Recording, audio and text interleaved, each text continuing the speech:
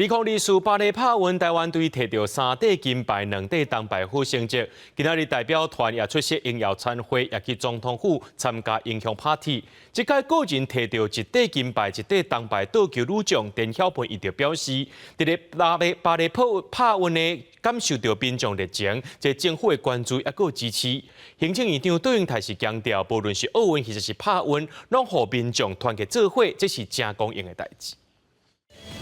2024巴黎帕运中华队摕到3银2铜，是这份世界帕运上好的成绩。总奖牌数是史上第3好。代表团10月参加应邀参会，昨去到总统府参加英雄派对。这边个人摕到1银1铜的倒球选手陈晓萍讲，巴黎帕运感受到民众的热情，政府的关心加支持。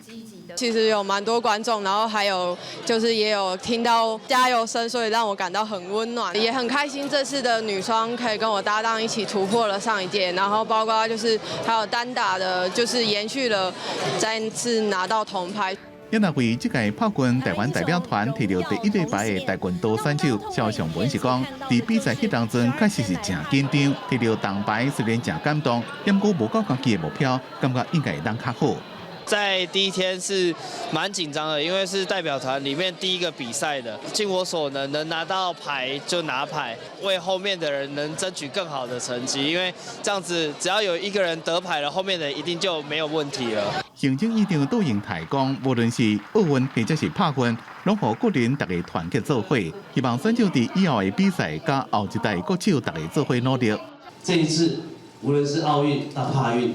都让国人 紧紧的团结在一起。今天对我来讲，那种光荣荣誉感是一样的。